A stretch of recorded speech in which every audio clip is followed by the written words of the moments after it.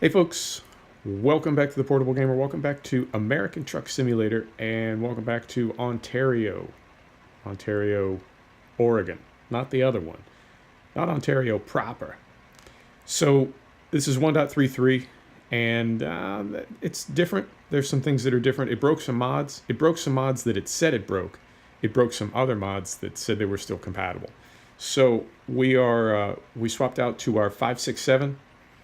And I had wanted to drive the Viper 389. I was actually in it, and I got in it at the end of our last episode off camera, and I was all ready to go this episode, and then 1.33 dropped. It really surprised me. I was not expecting 1.33 for ATS, and I guess I should have been. What do you want to take? What do you want to take? I want to take. I don't want to go all the way to Oxnard. You know what? We'll do these off camera. I do want to drive down through this area here. These are the only roads in Oregon that we have not explored yet. We'll take these. And this is going from Archer Daniels Midland. Fantastic. I do have the real company's name mod still running, and it still seems to be working. That was one of the ones that did not get broken. How far are we going? That doesn't say 107 miles, does it? 107 miles. No, 16 miles. Perfect. We are trying to drive without the mini map, and you know what, it's working okay. It's not I don't want to do this. Yeah, we can make that turn. Can we? Yeah, we can make that turn. So this is the 567. It's got about a 550 horsepower Detroit diesel, which is not a motor that I run super often. I tend to be more Cummins and Caterpillar. So this is a little different. It's got different sound. I like it. What can I tell you about 1.33? It adds a couple trailers. It adds some roads in Oregon. It changes the physics. That, I think, is what breaks the mods. That the mods that say they're compatible, but they're really not. I feel like that's the problem. They just need to get the physics worked out. The mod maker does. And the rain is different. It's not raining at the moment. And I'm trying to think what else. There's a couple things. There's some technical stuff further into the game. So I don't know. I talked a little bit about this in an ATS. No, the other one. ETS. I talked a little bit about this in an ETS video yesterday. I lost my profile. It got like trapped in 1.33. And see, what had happened was... Moment. See, what had happened was... I started the game in 1.33. I saw that I had broken mods. I rolled it back to 1.32, and then I thought, you know what? Maybe I'll outsmart myself. Maybe I'll be clever. You know, I like to be clever. So I restarted it. I rolled it forward to 1.33. I pulled out the broken mods, right? And when I left the mod manager, I hit save, confirm these changes. And then I rolled back to 1.32, and it was like, oh no, sorry player. That profile is permanently bound to 1.33. Now, I did have the Viper 389 set up exactly the way I wanted it. Just the way I wanted it. So what I did was I saved that profile to a backup folder, and when the Viper is fixed, I'll go in and restart from that profile, because we're sort of bouncing all over the map here, so it doesn't really matter. Does it? I don't think it does. And this also broke the Smarties wheels pack, so we lost a lot of our good aluminum wheels. But there's still plenty of base game wheels, you know. And you know, it's weird because I see a lot of people saying, oh, who cares what your truck looks like? You don't see it when you're in it. And it's like, what, are you crazy? Half the fun of this game is building your truck, even if you don't see it. You know, like the airlines, you never see those. They're just important. I don't know, man. It's silly. It's a silly thing. But you know what? We're all adults playing a kid's game. You know, we're all adults driving around in fake trucks. It's really, I think we need to be careful when we talk about what is and is not silly, because all of this is silly. Playing video games, man. It's all ridiculous. But I did save that profile, so when and we still have that texture error under those trucks. I don't know which trucks those are. I don't know if they are the Jazzy Cat trucks. I don't know if they're the base game trucks. I don't think they're the base game trucks. I don't think SCS would let something like that slip through. But regardless, there is a big black box of texture error under a lot of... Really? Come on, man. As soon as I saw the light, I started rolling, and I went through it as quick as I could. That's ridiculous. Well, I'm not worried about the money. We got plenty of money. Now, it did, when you have an incompatible mod, or when you deactivate a mod, a truck mod, and then come into the game, it replaces it with just a random base game truck. So our Viper 389 has been replaced by a Kenworth W900. I don't particularly like Kenworth trucks. I don't dislike them. I don't hate them or anything. I just don't. That's not my brand. So I was going to sell that, but then we'd take a loss for it, and we would replace it with just a base game Peterbilt that we wouldn't drive anyway. So I'm just going to leave it there. And when we get, like I said, when the Viper gets fixed, we'll go ahead and sell it and replace it and rebuild our Viper. Or we'll just go back to that other profile. Whatever. And yep, it's another night video. I didn't plan it that way, but I was doing a bunch of stuff off camera, like trying to get everything set up and configured. And at a certain point, I was like, I don't even care. Let's just do it. Let's just drive, man. Let's get rolling. So here we are. And you know what? It's a pretty game at night. I think it's a pretty game all the time. But night videos. For the longest time, I really stayed away from these. And now it seems like I can't get away from them. But whatever. Whatever, man. It's all just whatever. Now, I was running in ETS, I was running the freaking 64 physics mod. I was not running a physics mod. It's down here a ways. I was not running a physics mod in ATS. So there's no conflict there. I am running the Volvo drivetrain revision, but that's the only one. Because I have so many... Wow, this is really smooth. Getting a little bit of jaggy, but it's really smooth. Okay, let's pick up our cargo. And that's our truck. You can see a little better in the daylight. And I do have the aero pack on the back, the aero fenders, the flow below. I think that's very cool. Right, 30 grand. I'll take it. I'll take it. Where do we load up? Right there. Can we get over there? Can we? Maybe.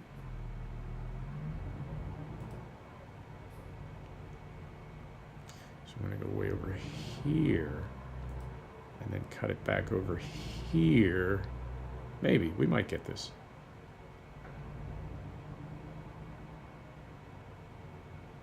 And I would really like to see an auto return for the camera where it's weighted to stay in the middle, right? When you... Oh, fantastic. When you release your thumbstick, the camera... Nope. When you release your thumbstick, the camera... That's not what I want. That's what I want. The camera goes back to center. So, you see what I mean? If you move your thumbstick a little bit, it moves it a little bit. If you move it a lot, it moves it a lot. And when you release your thumbstick, it slowly comes back to center. I think that'd be a nice thing. So you don't constantly have to snap it back to center. Right. Okay. This is a long trip. I'm going to do it in 2 parts. We'll go 30 to 40 minutes like we do. And then we'll call it. So I was not running a physics mod, and 1.33 in both ETS and ATS changes the physics. In ETS, I was and am running a lot of drivetrain revisions plus the freaking 64, and I could feel a difference, but it's one of those things where when you have mods, you don't really know, what you're feeling. Whereas in this game, because I'm not running physics mods and I am running drivetrain revision, but not for this truck, I feel like if there have been changes to the physics, well, I know there have been, but you know what I mean. I feel like we'll be able to feel them in this sim better because we're not running a physics mod. So whatever it is that we feel, we'll know that's the real deal and not just a mod coming through. Or potentially a mod interfering with changes that were made in the base game. So yeah, man, 1.33, I really was not expecting this because 1.32 was only like, a couple of months ago, not too long ago. And I figured, slow down a little bit here, I figured that Beyond the Baltic Sea was delayed on account of 1.33 not being done, right? Or reverse that, maybe the other way. You know what I mean? They were contingent one upon the other. So I figured that the final 1.33 and Beyond the Baltic Sea would drop about the same time, and I think they did, more or less. And ProMods did as well. That was really weird that ProMods, it works with Beyond the Baltic Sea, but it overwrites it. At the moment, it's not compatible. So I didn't get Beyond the Baltic Sea. Normally, I am like first in line to get a DLC for either ATS or ETS, and I didn't get this one. I'm going to wait until there's a compatible ProMods. It's kind of a weird thing. That's different for me. So not a big deal, but like with this profile, I screwed up this profile and lost some things, and it's not a big deal. It's really not. Like I was saying earlier, it's just a game. Who cares? It's not a big deal. But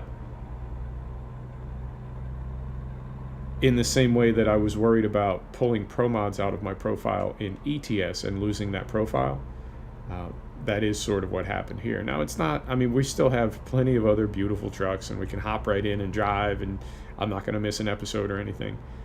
But that was the topic of the discussion yesterday in ETS is, are we getting to peak mod? Are we getting to a point where, get the main beams off. Are we getting to a point where this is problematic? The process of keeping all your mods up to date and keeping all your sims running, is it just getting a little bit ridiculous? And I think for everybody it's different. I think there's probably some people that run in, let's say ATS, they run maybe 2 or 3 core mods that are supported by the Steam Workshop, and that's it. And they hear me talking about peak mod, and they're like, what is it? Why do you run all those mods? Why do you make it hard for yourself? So it's not just because it's a problem that I'm having does not mean it's a problem that everybody's having, but I wonder sometimes. I really do. And I also wonder about, I see this a lot too, that mod makers are becoming increasingly frustrated with the stolen mods and the modded mods and the uncredited mods, and so I get that. Now, what I'll do with skins every now and then, if I can't figure out a skin, so I have ETS Studio, which is the tool you use to put a truck in the database, and you can then make a skin for it once you have the template. Templates are available online. That's not stealing. They're out there. So you find the template, you build the image file, and then you use ETS Studio to sort of attach it to the truck, create the skin and mod proper. Drop that in your mod folder and you're good to go. Well, every now and then there will be a skin that I can't figure out. Something's wrong here, something's broken. I can't attach it to the truck. I can't get it to work in ETS Studio. And if that's the case, then I will download a working mod for that truck, pull it apart, figure out where my break in the chain is, and then go from there. And there have been times, I have no problem admitting this, there have been times where I have taken somebody else's skin and just put my image file in it because I otherwise could not get it to work. Now, what I didn't do was put that up on the internet for people to download, and then I get like a penny every time somebody goes to one of those dodgy Russian clickbait sites. So I think that's the difference. Standing on the shoulders of giants kind of thing. I know that there are times when people, particularly new modders, where they will take somebody else's mod and mod it, basically. They'll mod a mod, and that's the learning process. And there's nothing wrong with that. The trick is you don't do anything with it, right? You take somebody's mod, you pull it apart, you make changes, you put a camo skin on your combine harvester or whatever, and then you just leave it in your mod folder and you use it, and you continue to learn until you can build your own mods in Blender from the ground up and integrate them and make them work, and right? But you don't take somebody else's mod, put a camo skin on it, and then put it out on the internet, right? Or take somebody's sound file and change a few things around and then release it as your own with a credit to somebody else. What do you mean a credit? If you steal somebody's work and credit them, it doesn't mean you stole it any less. Unless you have a licensing agreement with them, you stole their work. So I can see both sides of that, but I can definitely see why modders are getting kind of frustrated with it. And I think as modding becomes more and more of a thing, you have more and more people stealing mods, and you have more and more serious modders getting kind of disillusioned and pulling away. So I get it, I definitely do. And maybe that will be the solution. Maybe the fix will be that as less modders, going a little fast there, as less modders make mods, there'll be less mods to have to deal with. Come on. There we go. 44,000 pounds. That's not bad. So in the meantime, it's not that big a deal. And I do kind of go back and forth. I vacillate, as they say. I go back and forth between knowing, I guess, on some level that I do make this difficult for myself and there's no reason to, and then on the other hand, kind of enjoying both the mods themselves and also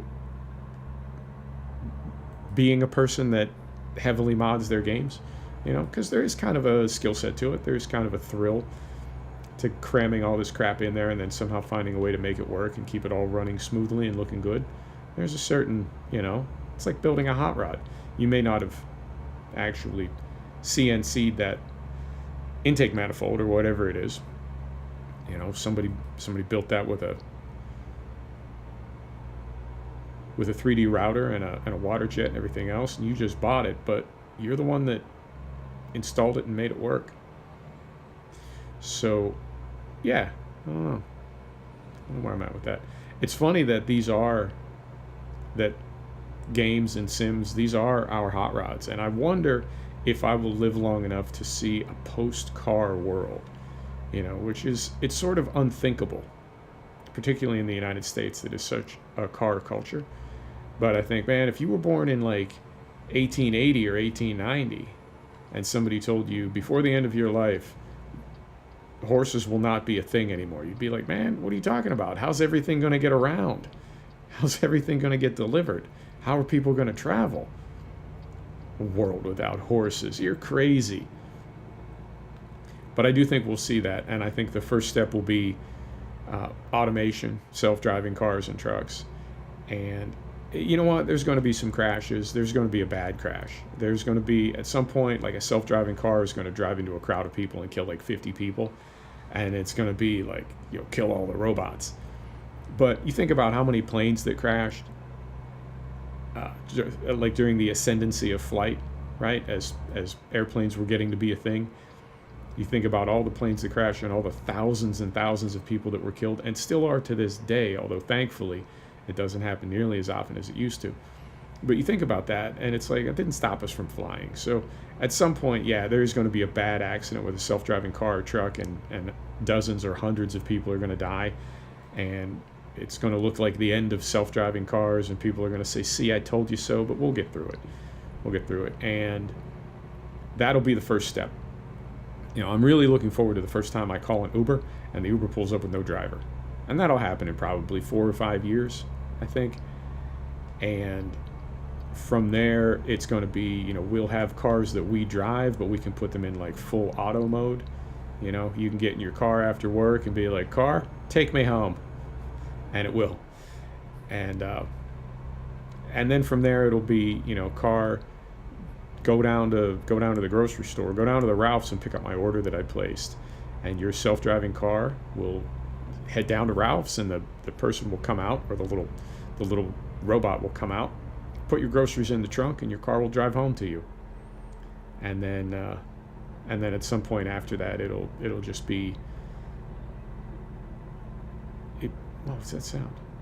Are you hearing that? Is that in the game, or is that?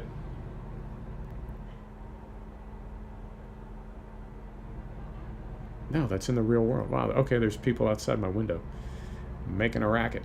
So yeah, that'll happen. That'll happen. I assume in my lifetime that automation component will happen, but I don't know if we'll get to a point where there are, that was dicey. I was trying to turn off my lights with one thumb, and it's the thumb I use for my steering. So yeah, I think that will happen soon, but I don't know if I'll live long enough to see the end of it, the other end of it, which is a post-car world. And the reason I mention that is, if that's the case, and I have no idea if I'll still be gaming at that point, and if I am, I don't know if these are the kinds of sims that we'll be playing, but I think motorsport is on the block. Yep. Thanks, buddy. I think motorsport is on the block. I think if motorsport does not get itself together and sort out electric racing, I think that motorsport in the next 10 years is headed toward primarily an esport model, because it's getting to the point now where when I watch e-racing, esport racing, not electric racing, when I watch gamers racing, it is almost indistinguishable from a real race. And I've said many times, like, when I watch a race, I really don't know what I'm seeing, and that goes back to like the Matrix and subjective reality and a lot of other things, but we trust that what we're seeing is real, but we really don't know that it's real. So, and I'm not suggesting that, like, Formula One race didn't happen, but I am saying that it could have been run, a week earlier or 2 weeks earlier or whatever, and then you just roll the video and put a little thing in the corner that says live, and I don't know that. I realistically, yeah, we know that. You can call somebody that's at that race and say, hey man, are you watching the F1 race right now with your own two eyeballs? And they say, yep, sure am. So we know, but we don't know. We only know what we choose to know, what we choose to believe. And so we see a Formula One race and it's like, yeah, that's real. Close enough for me, it's good enough for me. So when esport racing gets to the point that it is where the graphics are sort of indistinguishable from reality, it's like, that's all the same to me. I don't care. I don't know Seb Vettel. I don't know Lewis Hamilton. I just, I have a team that I like. I have a driver that I like, but I don't know them. They don't know me. It's all just how we feel about it. It really is. So when you get into esport racing, I think it's the same thing. You pick a color, you pick a car that you like, you pick a brand or a driver or a personality or somebody's name. The same way we decide to be fans now, we just pick, So I think that will be, oh dear, I need to slow down. So that will be, I think, kind of a dangerous place for motorsport when it gets to the point that, motorsport is dying anyway. That's just not something people are into like they used to be. And really sport in general. I think just about everything is, viewership is declining for just about everything but like the World Cup, because people have so many other things to do. 50 years ago, 100 years ago, it was like, there really wasn't, you needed those sorts of things to like look forward to or something. And now it's like there's a lot, man. There's a lot going on in all of our lives. So we don't necessarily need any entertainment we can get. There's more entertainment than we can handle.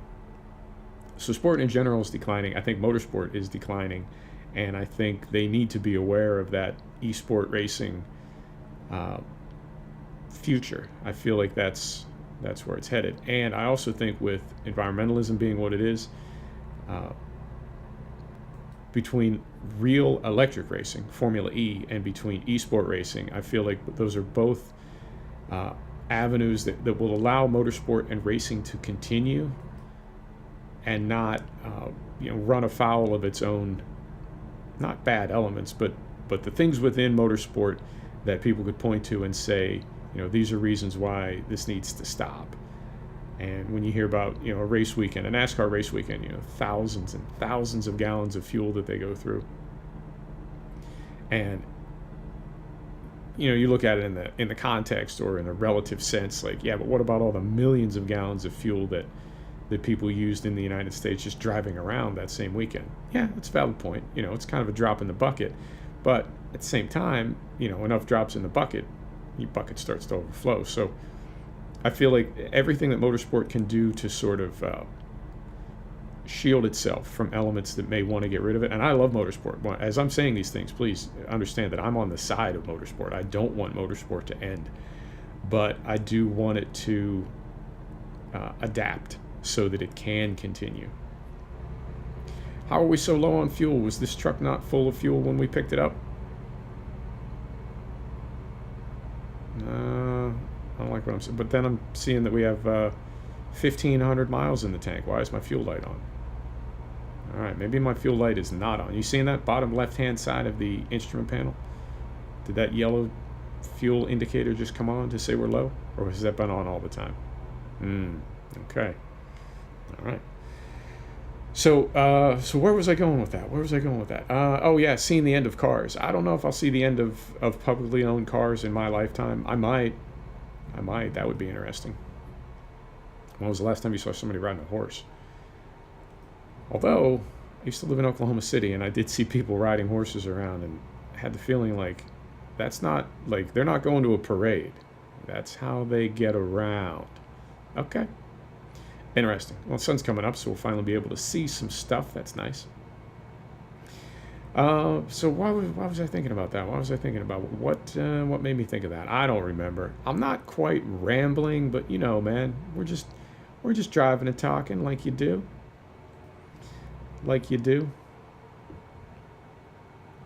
Oh. Okay. This game does look good at night. It really does. Frame rate is not like in this town, but it does look good.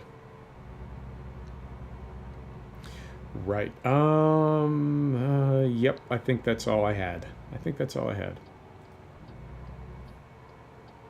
When I review this, I will probably hear where I was going with that and be like, oh, son of a... Oh. I do have the brake intensity turned down. All right, here we go. Now, you seeing this flicker over here? The first few times I saw that, I was wondering, like, is that supposed to indicate a flickering light? Like a bulb that's half burnt out or something? Or is that a texture error? And I'm beginning to suspect it is the latter.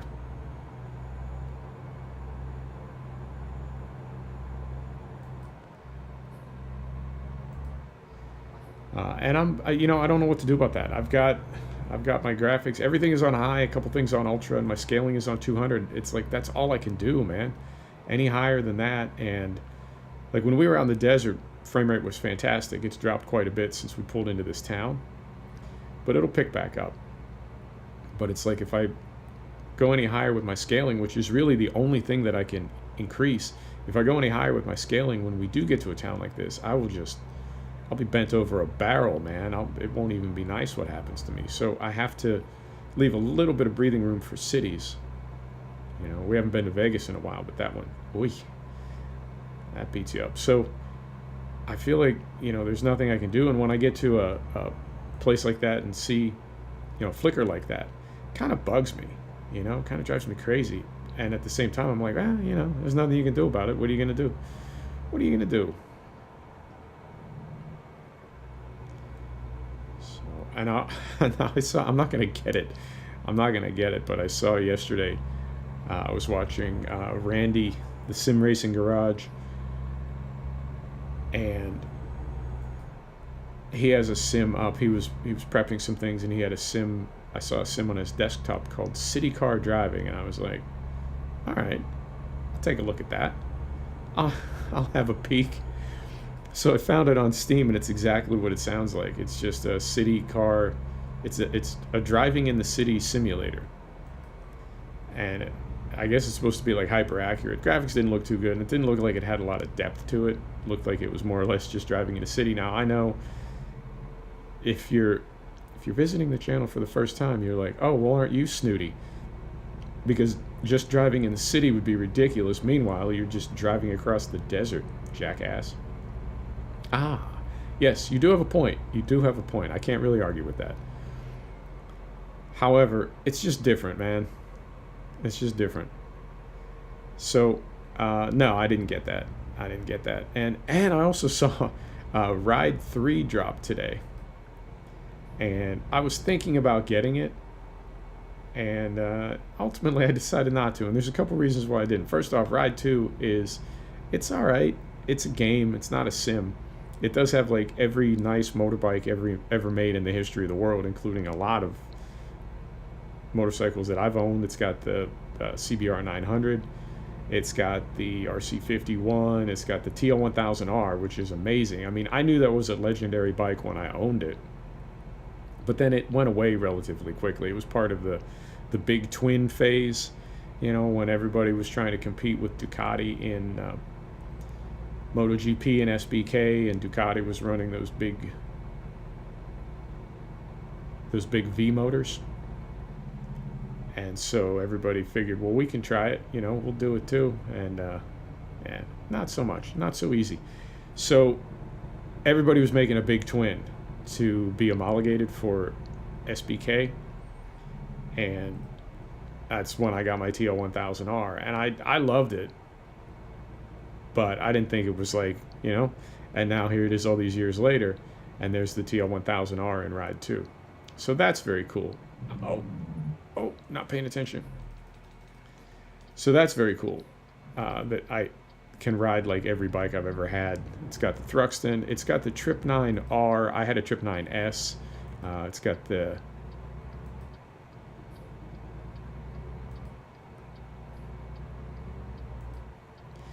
the Monster S4. So it's cool to see and ride and hear some of the bikes that I had back in the day. But the AI is not very good. The races are very cartoony. Even the ones on real tracks, they're very cartoony and kind of silly. So it's really, it's just a game. It's not a sim at all. It's just a game. So now there's Ride 3. It's the same company that makes MotoGP 18. MotoGP 18 is one of my favorite sims. I really, really like that one. But I don't know if Ride 3, yeah, I don't know if Ride 3 is more like MotoGP 18 or more like Ride 2, and it's $50. And I think, yeah, you know what? I'm really not in the mood to make a $50 mistake this weekend. I could do without that. So I think I'm going to hold off on that. And that's really weird because I've been buying so many sims and so many DLCs lately. For me to pass on both Beyond the Baltic Sea and Ride 3 like one day apart, that's did I bump my head? Am I sick? I don't know, man. That's not like me. So I don't know. Maybe I'm finally growing up. Probably not. Probably not. I don't think that's ever going to happen. They say you grow up when you have kids. I don't have kids. I guess it means I don't have to grow up. So I'm going to very carefully, without taking my eyes off the screen, I'm going to very carefully reach over here and pick up my coffee.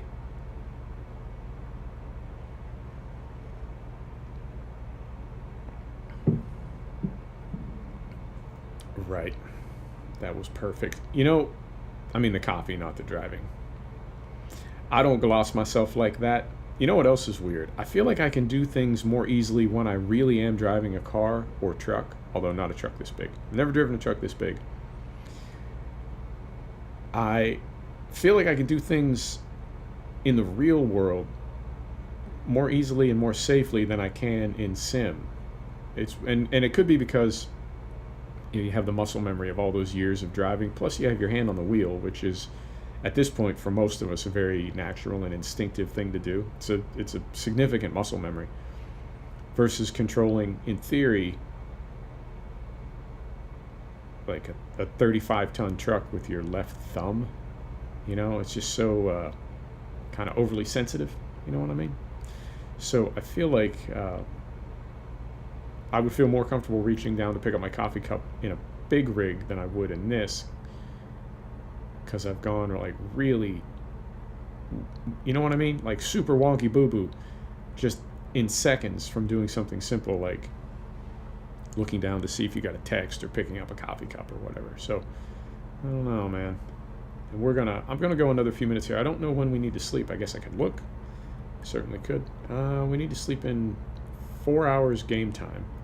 So what I'll do is that is about 10 minutes, and we're at 35 minutes. Okay, see, that's what I'm talking about. All I was doing was reaching my offhand up to tap F3 to turn the mini map off. So what we'll do is we'll go another 10 minutes. That'll be 45 minutes, and we'll pull in and sleep somewhere, and then we'll call it. Okay. Let me go on my side of the stripe here, just to be fair. So yeah, man, that's it. I think those are all of my thoughts. That's all the wisdom that I have for you today. And as far as whether it's actually wise, you know, I don't know. It's pretty subjective. We'll have to see about that. Time will tell. So Friday for me, Saturday for you. I don't have any plans tonight.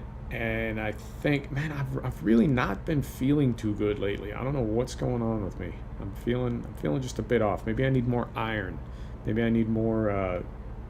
I don't know, something, more stuff, more something. I don't know.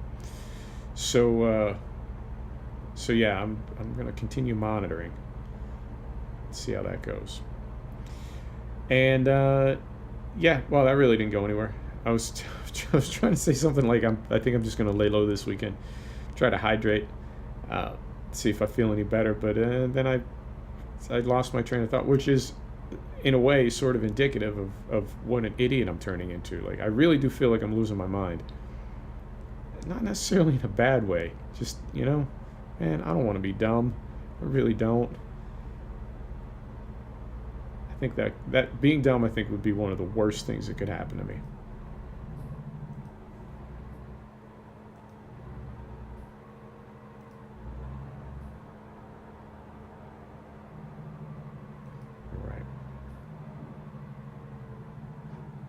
So we want to start looking for places to sleep now. I think I always wait till the last minute to do this.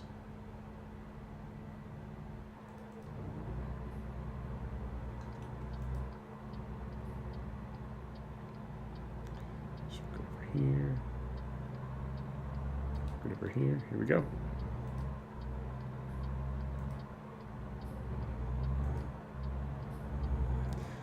So I got that one traffic ticket for the red light. That was a bunch of bunk though, man. The light turned green and off I went. I couldn't have gone through there any faster. I think they set me up. But other than that, we haven't hit anything. We haven't got any other tickets. And I forget sometimes that we do have quite a long trailer on the back. So I should probably keep that in mind a little more clearly. Right. Oh, and I also just noticed in the GPS proper, in the dash, I don't see any of those numbers changing. I think that's just a static image file. The map itself is moving, like in the center, but the bar across the bottom, I was trying to see if we could get a read on how far we have to go and various other things, but I don't think we're going to get it from that. I think that bar is just static.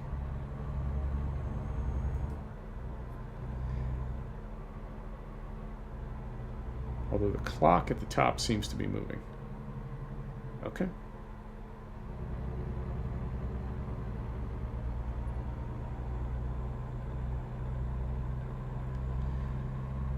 So I'm feeling like, we'll check the map, but I'm feeling like we're into California now. Maybe.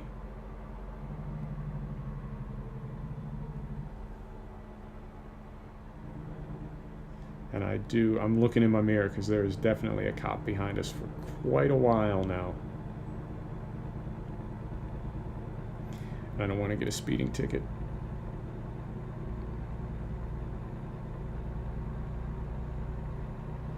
Looking.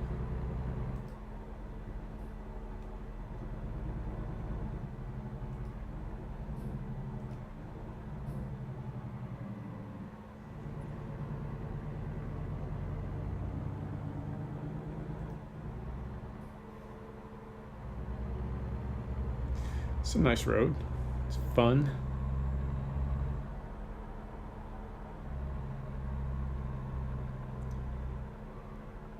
All right.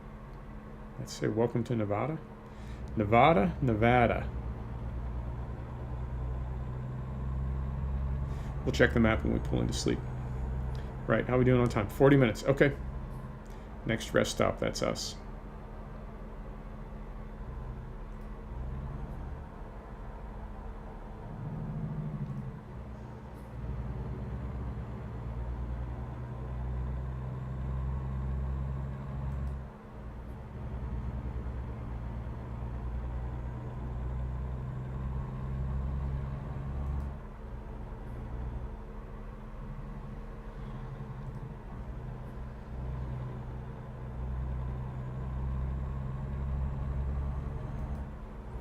Yeah, I do think this is Nevada because the speed limit has jumped up considerably.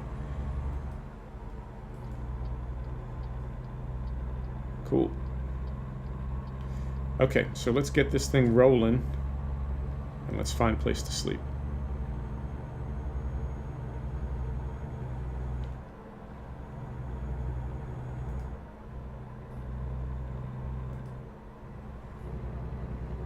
There we go. Okay.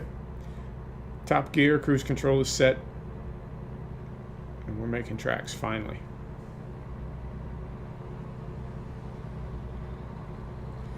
Carson City, Reno. You know, I don't want to stop in Reno with these trailers.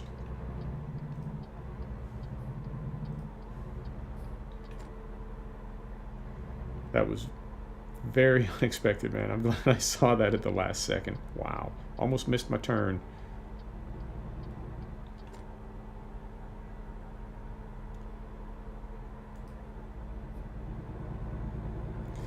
Looks like we're not going to get a chance to stop in Reno. We're going right through.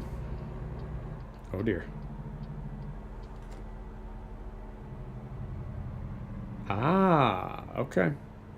This is the other thing. This is the other thing they said, and I guess I should have mentioned this earlier, but this is the other thing they said is part of the 1.33 is more random road closures. There's random roadside events, and this is like that, but next level, where you'll have things like that, like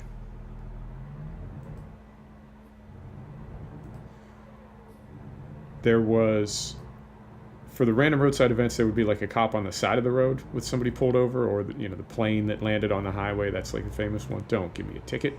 Don't. Thank you. But this is entire roads are closed now, and you need to take a detour. So, okay, I like that. I like that. It's the first time I've seen it, and I completely forgot that it is part of the game now. Ah, okay. So that highway is like closed. Okay. Moment, please. Interesting. Interesting. Okay. So what are we going to do? What are we going to do, Dad? If I can't get on the freeway, what are we going to do? Oh, no. Okay, so we need to go down through Carson City, but how do we do that? I mean, we need to get down here. We need to get down here. I need to be... Yeah, I need to be like... Yeah, instead of... Wow, okay. I don't see any other way to get there. If we can't get on Interstate 80, I don't see any other way to get there, and it looks like we can't get on Interstate 80. Okay. So, okay. So now we want to go around this cop.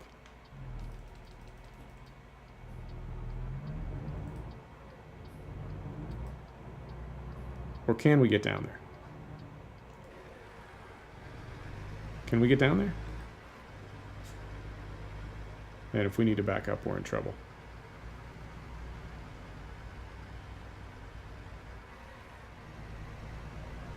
Okay. Moment, please. So we're going to go back here and reset this. Okay. Whew. That was very interesting. Man, I hope this road isn't closed further down. Because if it is, we're in trouble.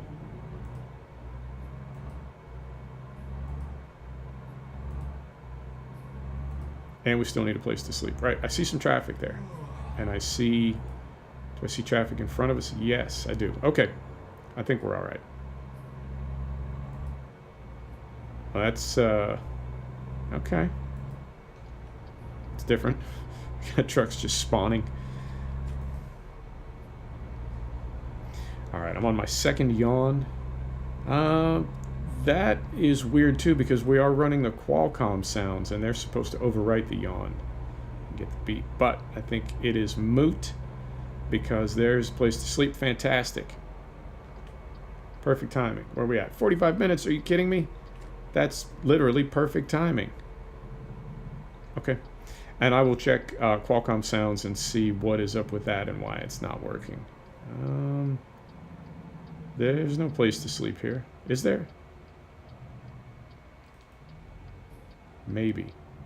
Maybe. How about, let's try right here. Let's clip through the roof and try right here.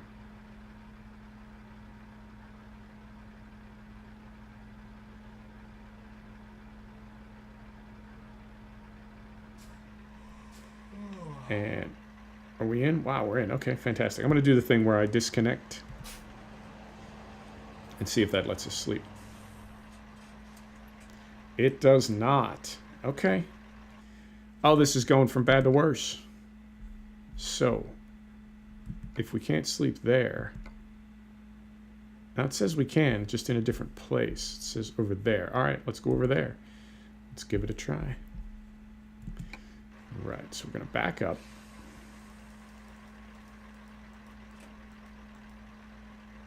We're going to back up.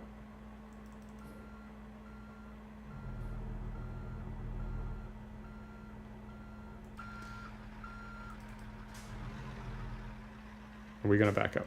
I know we are. Right. So we do that, and where is... Oh, I guess that's it right there. Okay. That's going to be terrible, though. We're going to be poking out everywhere. Oh, well, nothing to be done about it. Unless, check my style.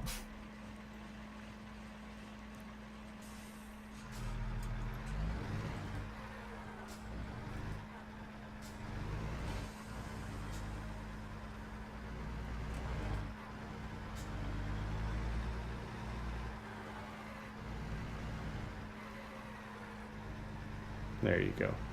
Nice compromise. We'll get a good night's sleep, and we won't have our trailer poking out everywhere. Okay, so we go in here, put her in neutral, set the brake. Parking lights are on. Engine is off. There you go. Folks, thanks for stopping back to check out the Portable Gamer. Thanks for joining us for another episode of American Truck Simulator. This is 1.33, and we'll see you next time. Take care now.